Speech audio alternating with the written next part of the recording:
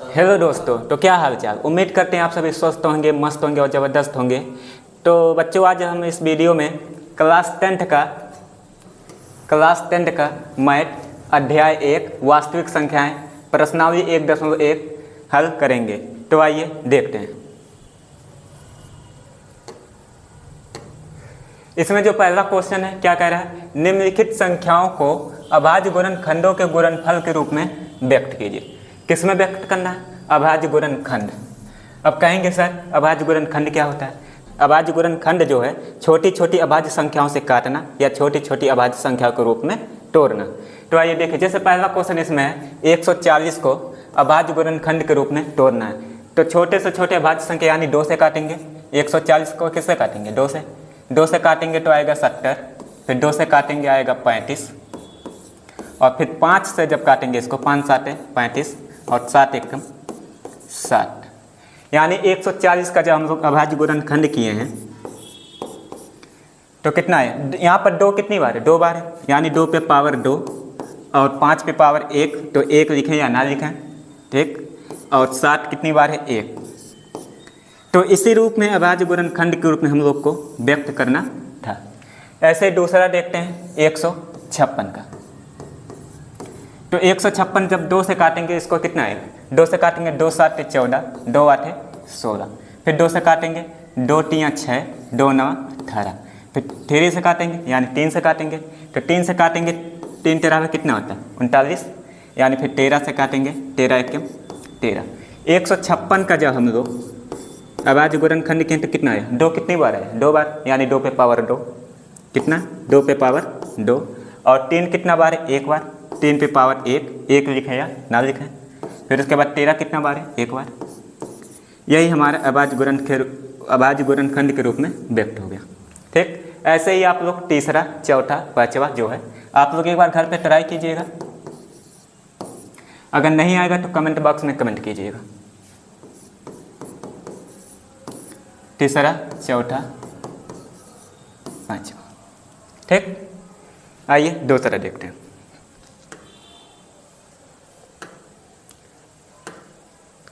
दूसरा क्या कह रहा है? दूसरा जो हमारा है कह रहा है कि पूर्णांकों के निम्नलिखित युग्मों के एचसीएफ और एलसीएम ज्ञात कीजिए। क्या ज्ञात करना? एचसीएफ और एलसीएम, तथा इसकी जांच कीजिए कि 2 संख्याओं का गुणनफल एचसीएफ गुणे एलसीएम है। तो आइए देखते हैं। तो इसमें जो 26 और 91 का क्या ज्ञात करना है? जो पहला क्वेश्चन है 26 और 91 का एचसीएफ और क्या ज्ञात करना है? एलसीएम। तो देखिए यहाँ पर अभाज्य गुणन के रूप में पहले 26 को तोड़ेंगे, यानी 2 से काटेंगे कितना? 13, और फिर 13 एकम 13, और 91 को जब काटेंगे किससे कटेगा ये? तो ये कटेगा 7 से, तो 13 आएगा, और 13 एकम 13। 7 से काटे तब 13, और फिर 13 से काटेंगे 1, ठीक। तो यहाँ पर देखिए 26 का जब हम लोग क्या फैक्टर जो आया हमारा हम लोग का कितना है? 2 गुणे 13, और 91 का कितना आया है? 7 गुणे 13। इसमें एचसीएफ और एलसीएम ज्ञात करना है। देखिए तो एचसीएफ के लिए देखते हैं जो दोनों में हो, यानी जो दोनों में कॉमन हो, जो दोनों में हो। यानी इसमें देखा जाए 2, क्या 2 इसमें है? नहीं है। अगर इसमें देखा जाए 13, क्या इसमें 13 है? तो इसको जो मतलब जो दोनों में है वही एचसीएफ होता है। देखिए तो इसमें दोनों में 13 है, तो 13 क्या हो जाएगा? हमारा एचसीएफ हो जाएगा। और एलसीएम कैसे ज्ञात करते हैं वो देखिए। एलसीएम के लिए क्या करेंगे? देखिए जो कॉमन होता है उसको तो एक बार लिखते ही हैं, जो कॉमन होता है उसको एक बार लिखेंगे, बाकी जो बच गया उसको भी एक बार ले लेंगे। तो कितना? 2 बचा, फिर 7 बचा, यानी 13 दूनी 26, और 26 7 कितना होता है? 7 6 42, हासिल 4, और 7 दूनी 14 4 18, यानी 182। 182 हमारा क्या आया? एलसीएम, ठीक। इसी प्रकार आप लोग क्या करेंगे? दूसरा और तीसरा एक बार ट्राई कीजिएगा। अगर नहीं आएगा तो कमेंट बॉक्स में कमेंट कीजिएगा, उसका सॉल्यूशन हम कर देंगे। देखिए तो इसको दूसरा होमवर्क और तीसरा भी क्या करेंगे? होमवर्क में करेंगे आप लोग। कल हम पूछेंगे कौन कौन किया है, और कमेंट बॉक्स में कमेंट कीजिएगा कि अगर आया होगा तो भी कीजिएगा, अगर नहीं आया होगा तो भी कीजिएगा। ठीक, तो तीसरा देखते हैं, तीसरा क्वेश्चन हमारा क्या है। तो तीसरा कह रहा है अभाज्य गुणनखंड विधि द्वारा निम्नलिखित पूर्णांकों के एलसीएम और एचसीएफ ज्ञात कीजिए। निम्नलिखित गुणन विधि द्वारा निम्नलिखित पूर्णांकों के एलसीएम और एचसीएफ ज्ञात कीजिए। तो पहला क्वेश्चन है 12, 15 और 21 का क्या ज्ञात करना, एचसीएफ और एलसीएम। ठीक, 1 मिनट प्यारे बच्चों, पीछे एक बार आते हैं। इसमें और एक भी कहा था क्या, तथा इसकी जांच कीजिए कि दो संख्याओं का गुणनफल एचसीएफ गुणे एलसीएम है। ठीक, इसको देखते हैं कैसे करेंगे। इसी में देखिए, जैसे हमारा जो है दो संख्याओं का गुणनफल किसके बराबर होता है, इसमें दिया ही है एचसीएफ गुणे एलसीएम। दो संख्याओं का गुणनफल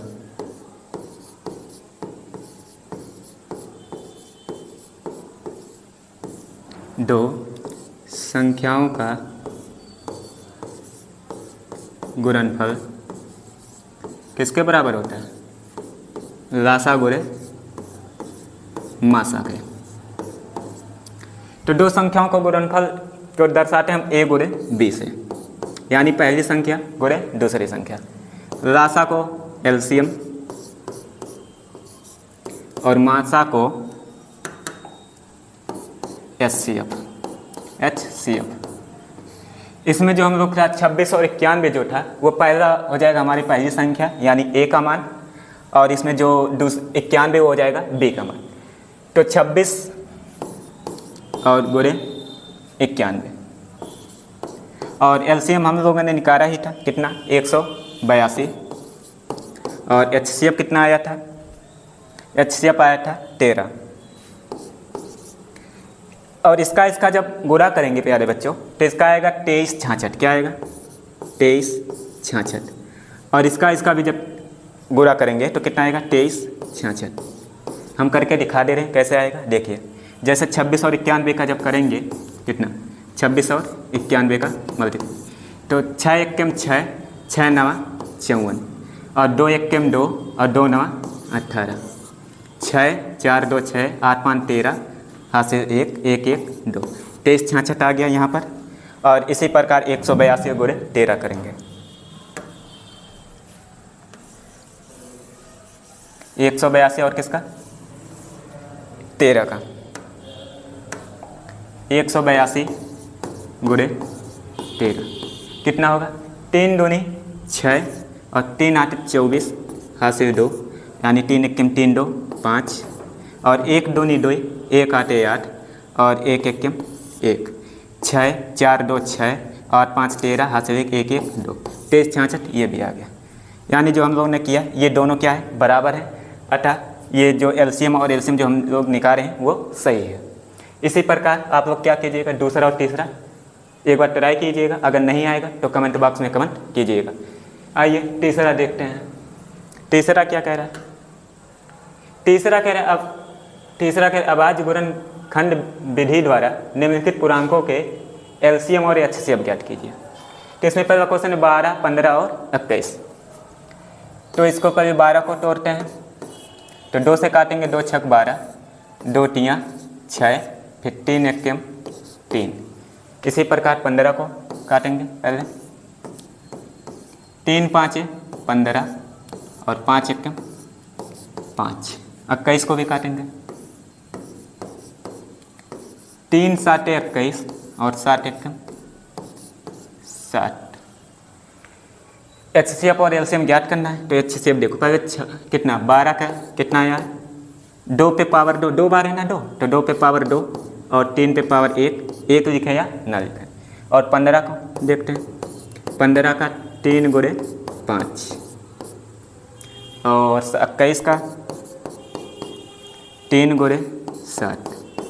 इसमें जो एचसीएफ होगा हम लोगों का, इसमें जो एचसीएफ होगा, इसमें देखेंगे जो कॉमन है, जो तीनों में कॉमन हो। कॉमन का मतलब जो तीनों में हो। जैसे यहाँ पर देखें 2 इसमें क्या, 2 इसमें है, नहीं है। इसमें अगर 3 देखा जाए, 3 इसमें भी है, इसमें भी है, इसमें भी है, यानी हमारे एचसीएफ कितना हो जाएगा, 3 हो जाएगा। और एलसीएम के लिए क्या करते हैं, इस एलसीएम के लिए क्या करेंगे, जैसे यहाँ पर 2 देखें, 2 सबसे ज़्यादा 2 किसके पास है, अधिकतम घात, तो 2 इसी के पास है तो 2 ले लेंगे, 2 पे पावर 2। और 3 किसके सबसे ज़्यादा अधिक किसके पास है, 3 इसी के पास है, 3 पे पावर 1। और 5 किसके सबसे ज़्यादा किसके पास है, उसी के पास है, 5 अकेले ही है। फिर 7 भी है, तो 2 पे पावर 2 का मतलब 4, यानी 4 3 12, 12 5 60 और 7 सटे कितना 6, 6 सटे 42, यानी 1 0, तो कितना 420। तो हमारे HCF आ गया कितना 3 और LCM कितना आ गया 420। इसी प्रकार आप लोग दूसरा होमवर्क ले लीजिए, करिएगा, और तीसरा भी होमवर्क ले लीजिए। चौथा आइए देखते हैं, चौथा क्वेश्चन क्या करे, आइए। चौथा क्वेश्चन जो हमारा है, कह रहे हैं HCF इतना इतना बराबर 9 दिया है, LCM ज्ञात करना है। क्या ज्ञात करना है, LCM। तो हमारा जो HCF के अंदर दिए वो पहला A का मान है और दूसरा B का मान है। तो 2 संख्याओं का गुणनफल किसके बराबर होता है, LCM गुणे HCF। HCF गुणे या LCM कहें या LCM गुणे HCF कहें, बात एक ही है। देखिए, तो 2 संख्याओं का गुणनफल किसके बराबर होता है,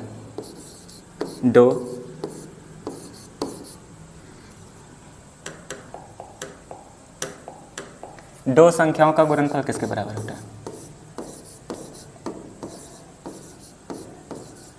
2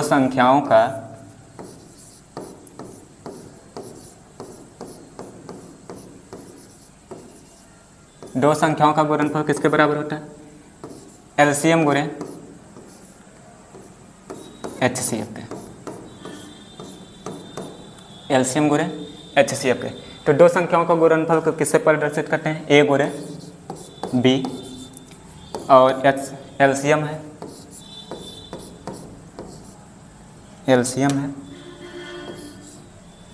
गुणे HCF है। इसमें A का मान जो है 306 है, इसमें A का मान जो है कितना है 306 है, और B का मान जो है 657 है। और LCM हमारा कितना दिया, LCM वही ज्ञात करना है, तो LCM लिख देंगे। यहाँ पर HCF जो है मल्टीप्लाई यानी गुणे में है, तो इसको बराबर के इधर ये भाग में आ जाएगा। तो HCF हमारा 9 दिया हुआ है, तो यहाँ पर 9 लिख देंगे। और 9 से जब इसको काटेंगे कितना, 9 तिरिक 27 यानी 3 और 9 चौक 36। तो 36 गुणे 657 का मल्टीप्लाई करते हैं, 657 और 34 का, तो 4 7 28, हाथ से 2, 4 5 20, 2 22, हाथ से 2, 4 6 24, 2 26, 3 7 21, 2, 3 5 15, 2 17, हाथ से 1, 3 6 18, 1 19, 8 2 1 3, 6 6 12 1 13, 3 और 9 2 11 1 12, 1 1 2, कितना आया 22 33 8, यानी कितना आया 22 33 8। ये किसका आया, LCM बराबर है इतना।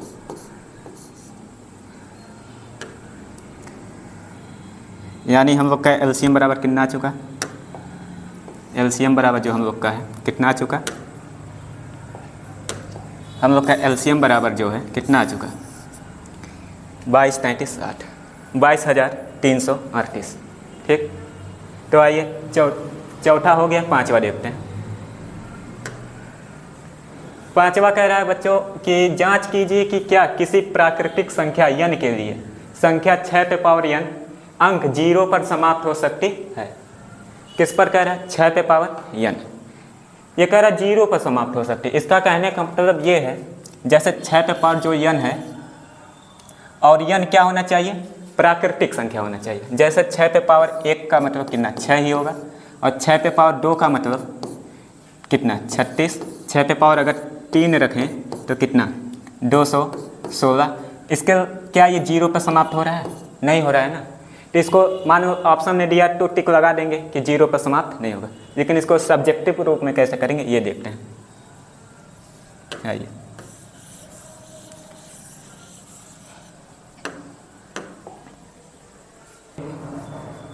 छः पे पावर n 0 पर समाप्त होने के लिए 0 पर समाप्त होने के लिए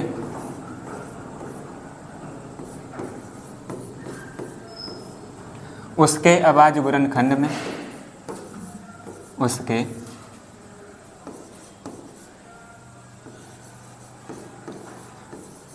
उसके अभाज्य गुणनखंडों में उसके अभाज्य गुणनखंडों में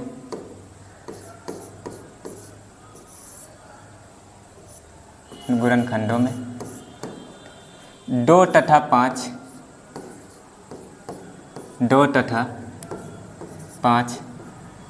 अनिवार्य रूप से होना चाहिए। अनिवार्य रूप से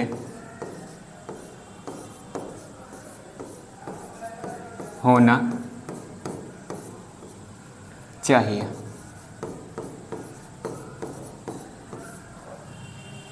यहाँ पर क्या होना चाहिए? 2 तथा 5 होना चाहिए। तो 6 पे पावर जो n है, यानी हम लोग का कितना है? 2 पे पावर 2 गुणे 3 पावर n, यानी 2 पे पावर n मल्टीप्लाई 3 पे पावर n। 6 पे पावर n के अभाज्य गुणनखंड में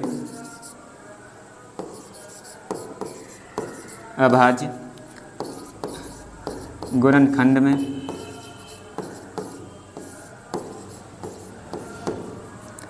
5 उपस्थित नहीं है। 5 उपस्थित नहीं है। अतः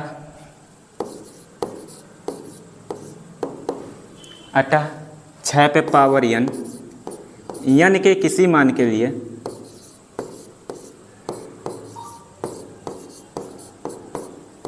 किसी भी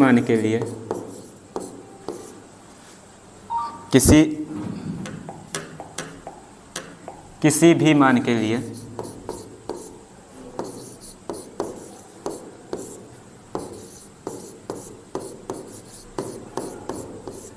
0 पर समाप्त नहीं हो सकती। 0 पर समाप्त नहीं हो सकती। 0 पे समाप्त नहीं हो सकती। नहीं हो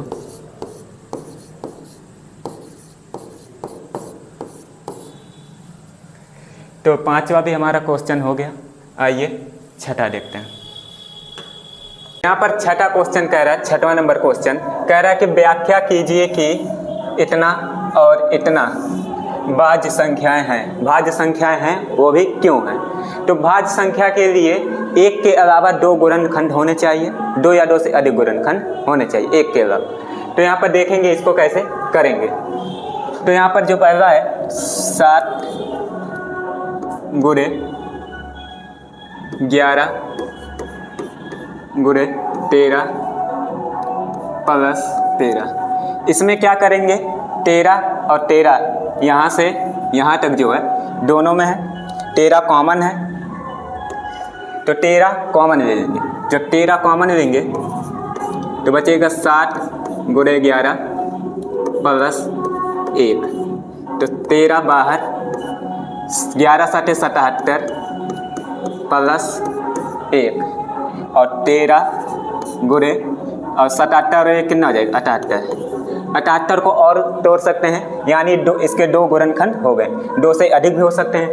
ठीक, ऐसे ही एक ये है 7 गुणे 6 गुणे 5 गुणे 4 गुणे 3 गुणे 2 गुणे 1 प्लस 5। इसमें क्या कॉमन है? 5 कॉमन है। तो 5 कॉमन ले लेंगे जब, तो बचेगा क्या? 7 गुणे 6 गुणे 4 गुणे 3 गुणे 2 गुणे 1 ले या ना ले, फिर प्लस 1 बचेगा, प्लस 1 बचेगा। तो 5 बाहर है, अंदर होगा क्या? 7 छक 42, इसका 7 छक 42 और 4 तियाँ 12, 12 दूनी 24, यानी 42, 7 छक 42 और 12 दूनी 24 का गुणा करेंगे। 4 दूनी 8, फिर उसके बाद 4 चौक का 16 और 2 दूनी 4 और 2 चौक 8, 8 6 4 10, 8 1 9 1 10, कितना आया 1008 प्लस 1 अभी बचा हुआ है, तो इसमें क्या करेंगे 5 हो गया ये और गुणे कितना 1001 प्लस 1 कितना हो जाएगा 1009, यानी इसके भी 2 गुणनखंड हो गए, एक के अलावा 2 गुणनखंड हो गए।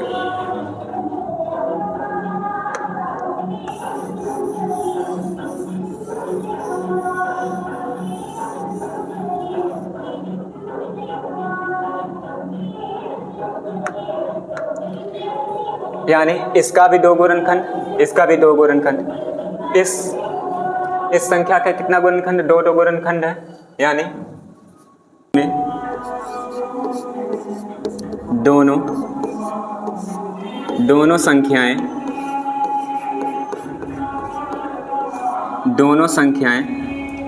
2 या 2 से अधिक गुणनखंड इसके हो सकते हैं, ठीक। तो दोनों संख्याएं 2 या 2 से अधिक 2 या 2 से अधिक अभाज्य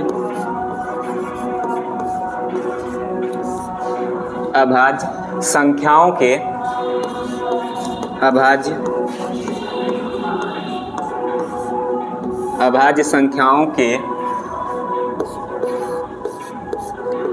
गुणनफल के रूप में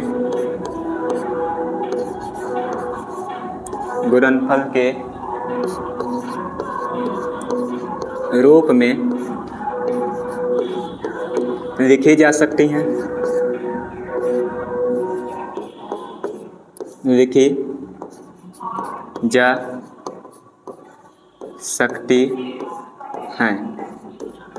दोनों संख्याएं 2 या 2 से अधिक अभाज्य संख्याओं के गुणनफल के रूप में लिखी जा सकती हैं। अतः ये दोनों भाज्य संख्याएं हैं। अतः ये दोनों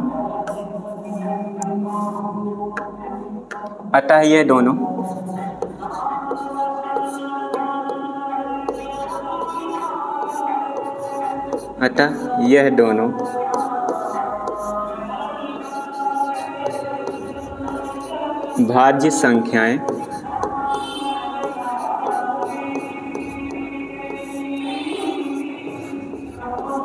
हैं। यही हमारा आंसर हो गया, ठीक। आइए अगला देखते हैं 7वां नंबर क्वेश्चन। 7वां नंबर क्वेश्चन कह रहा है किसी खेल के मैदान के चारों ओर एक वृत्ताकार पथ है। क्या है? वृत्ताकार पथ है। इस मैदान का एक चक्कर लगाने में सोनिया को 18 मिनट लगते हैं। कितना मिनट? 18 मिनट। जबकि इसी मैदान का एक चक्कर लगाने में रवि को 12 मिनट लगते हैं। मान लीजिए कि वे दोनों एक ही स्थान और एक ही समय पर चलना प्रारंभ करके एक ही दिशा में चलते हैं, तो कितने समय बाद वे पुनः प्रारंभिक स्थान पर मिलेंगे। इसमें दिया है सोनिया को एक चक्कर लगाने में कितना 18 मिनट लगते हैं और रवि को 12 मिनट लगते हैं। अगर वो फिर से पूछे कि पुनः प्रारंभिक स्थान पर कब मिलेंगे, तो इसका दोनों का एलसीएम करते हैं। क्या करते हैं? एलसीएम। तो देखिए कैसे करेंगे, लिखने का तरीका देखिए। लिखेंगे सोनिया को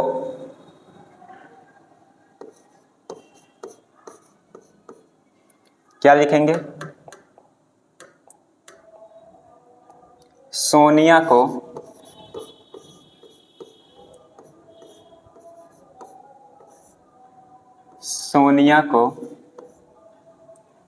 को एक चक्कर लगाने में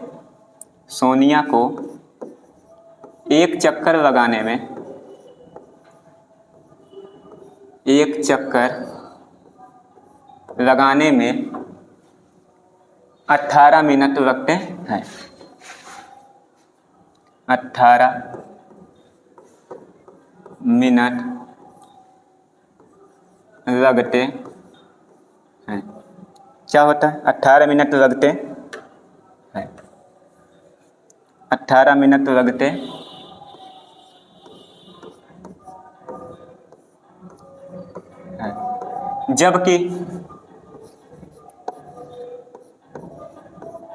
जबकि रवि को कितने मिनट लगते हैं? 12 मिनट लगते हैं। जबकि रवि को एक चक्कर लगाने में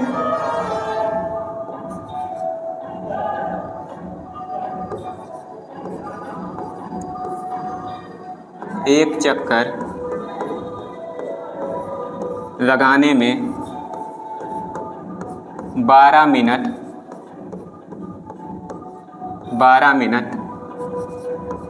लगते हैं। कितने मिनट लगते हैं? 12 मिनट। एक समय बाद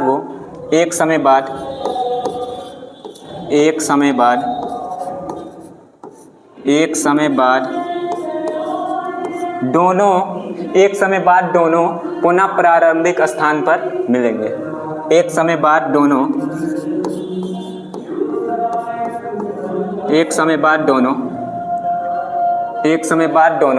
पुनः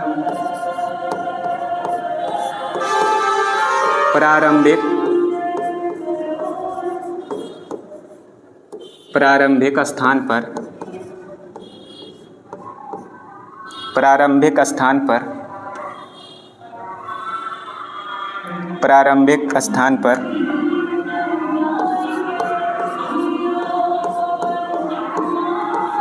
पर होंगे।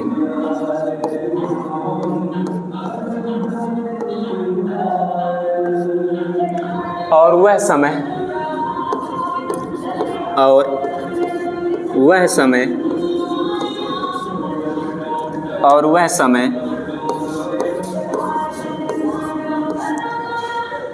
18 और 12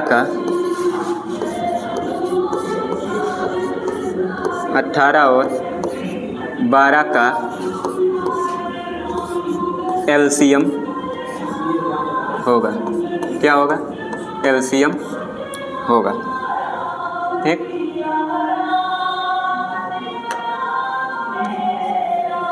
क्या होगा? एलसीएम होगा।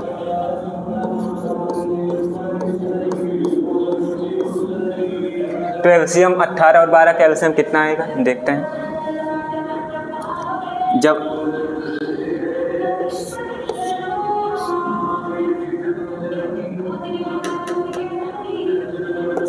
जब हम लोग एलसीएम करते हैं किसका? 18 और 12 का, तो आएगा 18 36 आएगा। कितना आएगा? 36। यानी वो दोनों किस समय में, कितने मिनट बाद मिलेंगे? 36 मिनट बाद मिलेंगे। अतः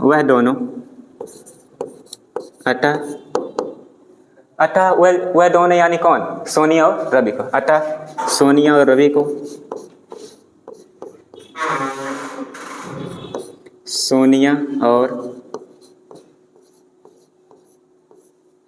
रवि को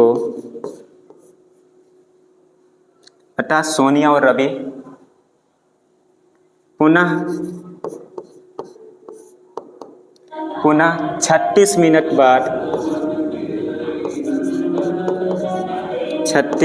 बाद प्रारंभिक स्थान पर